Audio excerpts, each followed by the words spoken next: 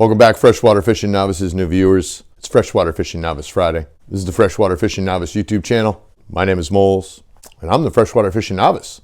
Today we're going to talk about a subject that was brought to me by a subscriber viewer, Jason. Jason was saying he went fishing for rock bass, locked into a big largemouth, and then his line snapped off. This video is how to prevent your fishing line from snapping.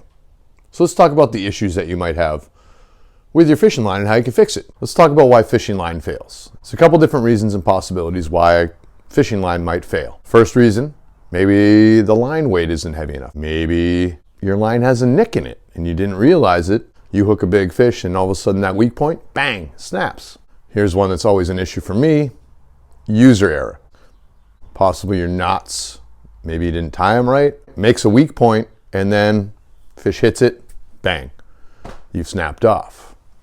Another issue that could snap your line might be your equipment might have caused the line to fail.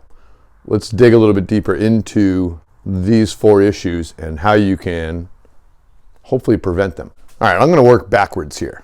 First issue, equipment failure. You've checked your line. It's all good, knots are good, everything you think is good, but you snapped off anyway. I had this problem last year, ended up punching myself right in the head, in the face. What I wasn't doing was checking my line guides because I just figured good to go. I spent a lot of money on this rod. Not really the issue. The issue is you got to check your little ceramic line guides. So these little round guides, you got to check them. And you might not be able to see it. You might not be able to feel it with your finger. And this is something that everyone does. All fishermen know this, at least online fishermen I've seen. What you do is you take a Q-tip, you just run it in there like that. See if there's any, no. See if any of the little fuzz off the Q-tip stick to the little line guides. I know these line guides are good because I've barely ever used a rod and I don't see any fuzz collected on these. What's the next thing? So the other thing about your equipment that you want to make sure is properly set up aside of the line guides and all this other stuff we're going to talk about is the drag. All reels have drag. Doesn't matter if it's a bait caster, a spinning reel, or a spin caster. This knob on top of my spinning reel, if I go clockwise, it's going to tighten it up. Counterclockwise is going to loosen it. What that does is loosen tension or drag. If I go all the way left, I should be able to pull out line, no problem, zero tension. If I crank it down clockwise all the way, I shouldn't be able to pull drag at all. That's not always good. You have to properly set your drag for the line that you're using. So if you have a 4-pound line and you tighten it down to 10 pounds of drag, you go to pull it out, bang, you're gonna snap off. Now how do you check that? You can simply check it by loosening the drag and making sure you can pull some out. Here's what I do. So you can see this is just coming out loose, right? Now if I tighten this all the way up, so that's a lot of drag. So I don't put that much tension on my line. So I usually loosen it up. I don't want to have to wrap my hand around the line when I pull the drag out. So I should just be able to pull it out like this. I usually give it a little bit less tension than that. So that's how I check my line. If I can't pull it out with my hand, it's probably too strong for the line, depending on the line weight. That's how I check my line. Let's just say, for example, I use 10-pound line. If I can't, I tighten my 10-pound line down so tight that I barely can pull it out. I know I'm not exerting 10 pounds of pressure when I'm pulling like that. How do I know that? Well, I'm not that strong. But I like to have drag. I don't want that line just zipping off and letting the fish just run free with my lure. I tighten it down and then I back it off. Shouldn't put 10 pounds of pressure on a 10-pound line. What is it, 20% of the 20, I think the rule of thumb, I'm not 100% positive on this, 20% of pressure. So say I have 10, you want to put 8-pound of pressure and then your drag is going to, loosen up at that point. All right, going on from drag, let's go to line weight. I don't know how I came up with this theory, but I figure up north where I am, the chances of me catching a 10-pound bass is pretty slim. So if I use 10-pound line, I should be good to go.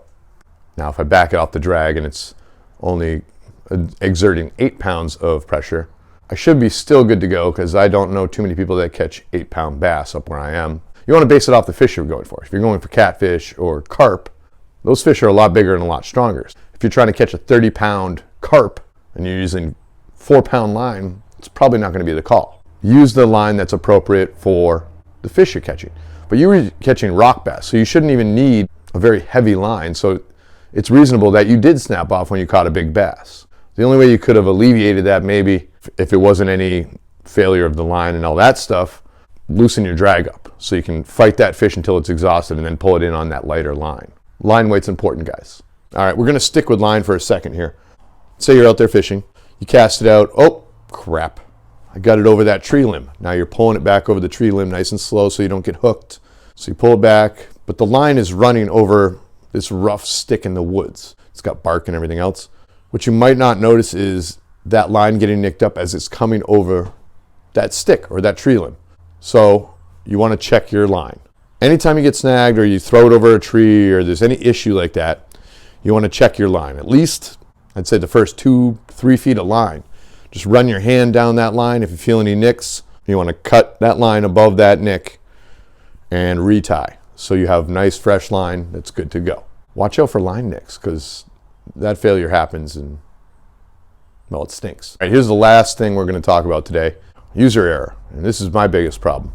When you tie your knots, it's very important. Before you cinch it down, you want to get that thing wet. You put that thing in your mouth and spit all over it. You're going to lubricate, so you're going to spit on them. I've tried to get away without spitting on my knots. I'm like, yeah, I'll just try it without it. Now, if you don't lubricate your knots properly, what will happen is you'll cinch it down. The friction from the line on itself will create a hot spot, and it's plastic. So what's going to happen is it's going to kind of melt it. So that's going to create a weak spot in your knot, which is no bueno. So you don't ever tie your knots without lubing them or spitting on them or getting them wet. Anyway, hope you guys found it educational, informative, gave you a better idea of what could go wrong with your line and how to fix it. If it did, you can always go hit that like button and let me know you liked the video. If you're not subscribed to my channel yet, I have no idea why. It's completely free. All you have to do is click a button, make it turn from red to gray. You'll be notified of future videos helping you become better at fishing, angling, learning more about fishing. If you guys have any questions like my buddy Jason here, don't be afraid to leave me a comment. I'm more than willing to answer your questions on a video like this one for Jason. Thanks for watching this week. It's been Freshwater Fishing Novice Friday. This is the Freshwater Fishing Novice YouTube channel. My name is Molez, and I'm the Freshwater Fishing Novice. Hope you guys have a great weekend. I'll catch you next week.